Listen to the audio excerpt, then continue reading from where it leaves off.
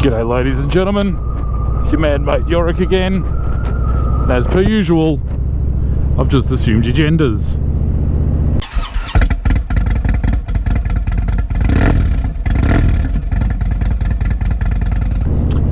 And I want to talk about something that I think a lot of people have got wrong.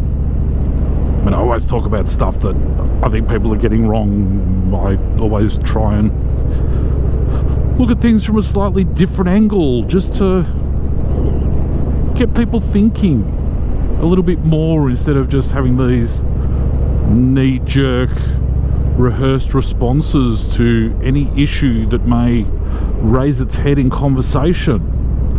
And I think now it's timely, considering what's happening. I want to talk about the situation in Israel. I think first and foremost, I need to make it perfectly clear. Have a look at this. I'm living in the most livable city in the world, being Melbourne, Australia. I enjoy all the freedoms and opportunities that democracy affords me, and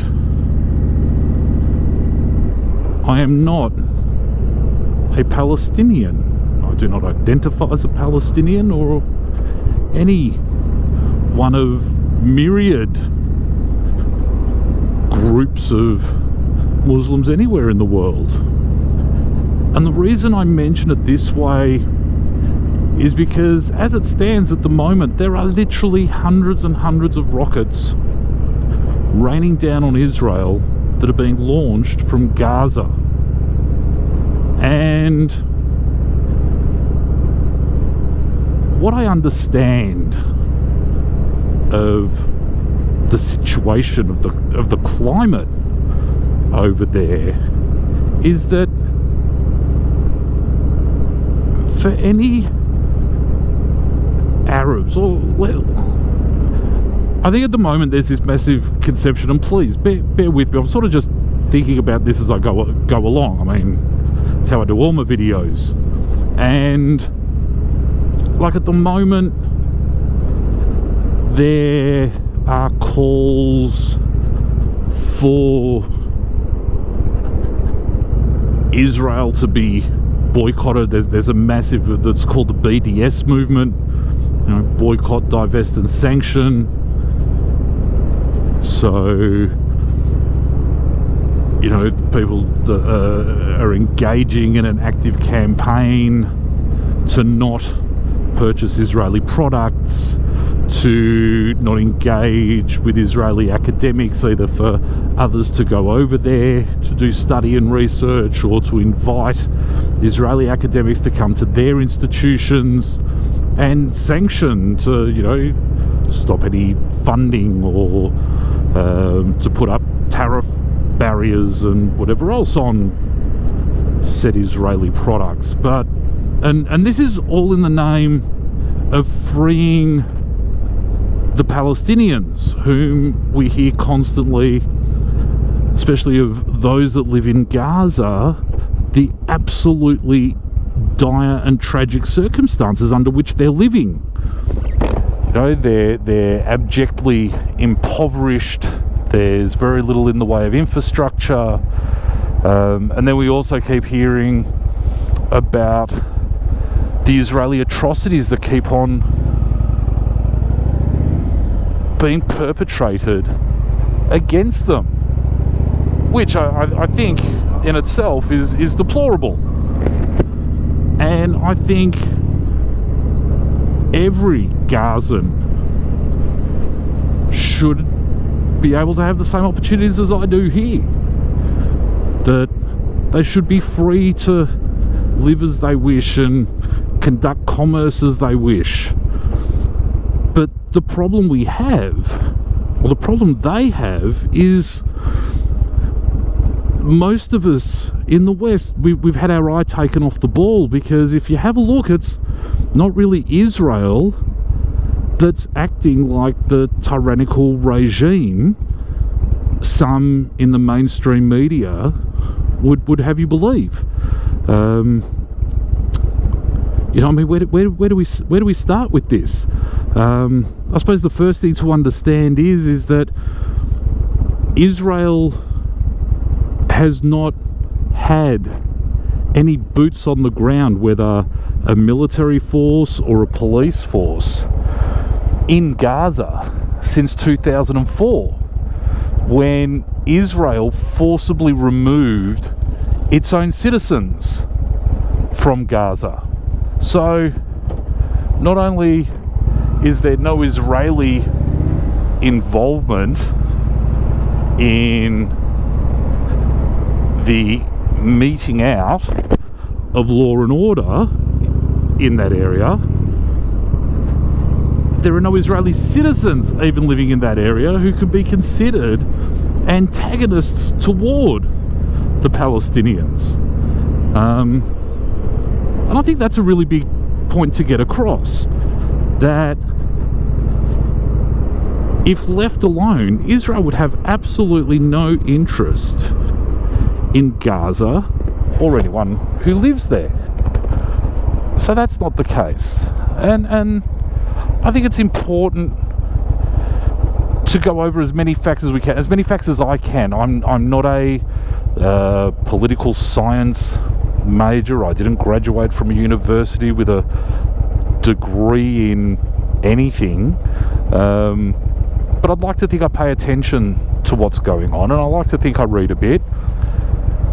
You know, the term Palestinian was only coined by Yasser Arafat in the late 60s, who, you know, was a man that was hell-bent on destroying the state of Israel. He wasn't the only one. I mean, let's face it, Israel gained its independence in 47 or 48, and within hours its neighbours, you know, instead of bringing a cake around and saying, oh, hi, welcome to the neighbourhood, they attacked it. And Yasser Arafat for many years made sure that his people, these Palestinians as he referred to them, never managed to break out of that refugee cycle. This is the only group of people that have been deemed to be refugees by the United Nations generationally. So, you know, the wars that have been brought upon Israel has seen the displacement of many people, right? The War of Independence in 48 saw 1 million Jews displaced from other Middle Eastern countries, and Israel managed to absorb them. It also saw 750,000 Arabs displaced, yet those countries from which they were displaced, that was in the 6-Day War, there was hundreds of thousands of people displaced, because what happened, Israel was attacked, and not only did they push the attacking armies back to their borders, but they then pushed them back even further, and that's how they ended up with Gaza and the West Bank and the Golan Heights, and I think parts of southern Lebanon and whatever else. So, you know, we need to recognise it's a very messy situation, or it's been a number of messy situations that have brought us to this point on the matter. But as I say, the world seems to have had its eye taken off the ball. If we fast forward to 2004, when Israel withdrew any of its law enforcement personnel and any of its citizens, the people of Gaza were given the opportunity to run elections. They were given the opportunity to say, yes, we want this mob to govern for us. And it was for a 4-year term. There was a whole constitution and everything drawn up, and it was going to be for a 4-year term. Well, it was 15 years ago, so we're now in 2019, It was 15 years ago when Mahmoud Abbas was elected, and he has not run an election since. So the Israelis aren't the ones denying Gazans democratic freedoms. It's the people they elected. And, you know, I go back 15 years, I was a much younger person, probably wasn't paying as much attention as I do today. But I've got the feeling that a lot of Gazans were intimidated into voting for Hamas. And since 2004, Hamas has held its boot on the neck of the entire citizenry of Gaza. So I think there's the first thing, you know, and the point I'm really getting to with this whole video is, you know, you can't keep screaming at the Israelis to fix a problem that was, one, not of their making, and two, totally outside their abilities to do anything about. And in the last 30 years or something, the Palestinians of Gaza have received almost $20 billion in aid. Yet they can't manage to find the money to build schools or hospitals, yet they literally poured millions and millions of dollars worth of concrete to create the now well-known terror tunnels. No, it's not the Israelis that built the tunnels. It was the Palestinians with the money that the rest of the world gave them. The Palestinian Authority that built the tunnels. Apparently, Mahmoud Abbas has just built himself a multi-million dollar mansion while his people are still starving in the streets and are used as camera fodder to convince you or I that it's someone else's fault that the people of Gaza are so terribly impoverished. By the way, for any Americans watching this, lane splitting is legal. It's not highly desirable, but it's legal. And even on a big fat bike like this, I'm happy to cruise along. What am I doing? 30k an hour, which is that 20 mile?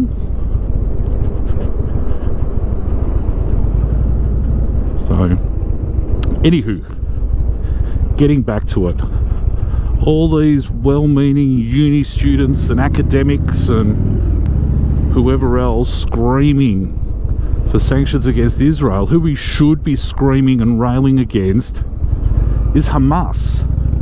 Hamas, who is a recognised world-leading terrorist organisation, propped up and supported by Iran.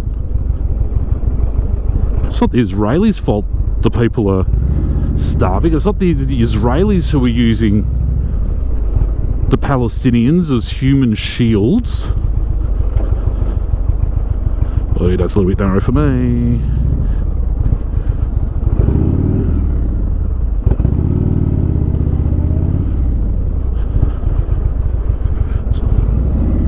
No, it's Hamas who is doing it. And if we are genuine about the Palestinians getting the freedom we hear Mahmoud Abbas talking about so often when he's blaming Israel, and even others for blaming Israel, when it's at their hand, it's directly at Abbas's hand that the Palestinians are suffering. I'm all for a free Gaza. I think the rest of the world, I think any decent human being is all for a free Gaza and a freedom for the people that live there. But while we're blaming Israel, we are never going to be able to help these poor people. And I think we need to refocus. I think our governments all over the world, the Western world, which is a shining light and example to the rest of the world about how people should be treated, the ethics behind it. Until the Western powers really start to speak the truth about Gaza and about Palestine, until they stop blaming Israel for being hit by rockets. And effectively, you know, it's like if a story hit the news today in Australia that there was a woman who was raped and the judge turned around and blamed her for getting raped because she was wearing a short skirt, or she said something alluring to someone. Probably not the right word. So she made some suggestive remarks, you know, and the perpetrator just couldn't help himself. It was her fault for getting raped. That's what we're doing to Israel. It's their fault that there's bombs raining down on them. It's not. It's Hamas's fault. Because Mahmoud Abbas is hell-bent on destroying the only free, pluralistic, democratic nation in the Middle East. And to what end? Well, we need another country in that area, run wholly and solely by Sharia law. I know it's a pretty somber kind of topic, but I really wanted to talk. I just wanted to get it off my chest. I had to talk about it because I'm been hearing about it for the last few days, and no one seems to want to know the truth. You know, so many young people have been drinking from the Palestinian Muslim Kool-Aid for so long that it's difficult for them to consider that there actually might be not another point of view, but there might be a set of actual facts that disprove the narrative. And that's what, you know, like as a parent, I've always tried to instill in my kids that it doesn't matter what you hear somebody say, and it doesn't matter whether you agree with them or disagree with them. It is incumbent upon you to discover the facts. And unfortunately for Israel, the world just doesn't seem interested in the facts. I don't know why that is. I don't know what's happened, but you know, we're effectively letting third, fourth, fifth, sixth generation refugees, which as I've said before, this is the only group in the world that can claim refugee status generationally. You have a look, any refugee that's ever come to Australia, their kids are not refugees. Their grandkids can't be refugees. You are a refugee because you had to flee your home in fear of persecution and death and whatever else. You know, the Gazans could probably be living quite happily. And with the number of people living there and the money that they're getting in, their social safety nets should be massive. But from what I understand, the only people that seem to be able to take advantage of any social safety net have to encourage a son or a daughter to kill themselves. And there's something else that I don't think we in the West can grasp. But these people actually take pride in these children who go and blow themselves up. They're not martyrs. They're not even maniacs. They're just poor, unfortunate kids who have lived under a tyrannical doctrine for that long. They just don't understand that they don't have to blow themselves up, that it's not going to get them anywhere, and it's not going to get their country anywhere, it's not going to get their people anywhere.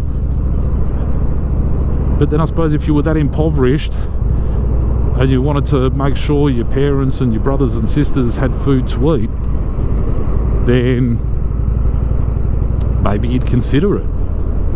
I don't know. And you know what, maybe that's another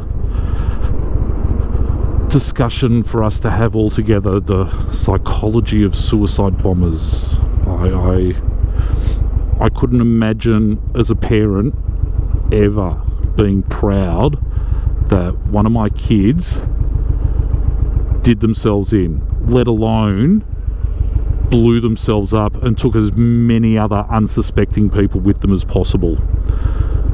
So, like I say, it's a pretty somber subject, but I just felt the need to talk about it. And as per usual, I like clearing my head when I'm on the bike. Nobody interrupts me. So once again, if you haven't already, smash the subscribe button, hit the notification bell. Hopefully next time we'll be able to talk about something a bit more jovial. Because unfortunately I can't see an end to what's going on there. They might stop for a while. But here was another interesting thing. This all started on the 18th of November 2019. I believe they started doing this on the 18th of November 2018. So I don't know, is there something about the 18th of November that we should be aware of and watch out for? But stop bashing Israel. Start asking your friends who support the BDS movement. Start asking your friends who support Hamas. Start asking your friends who support Islamic Jihad and the actions of terrorists.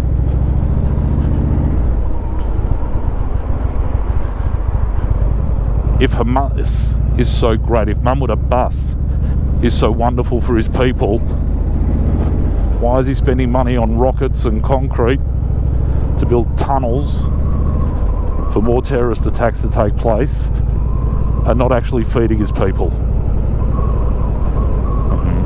Thanks for listening. You enjoy until next time. See ya.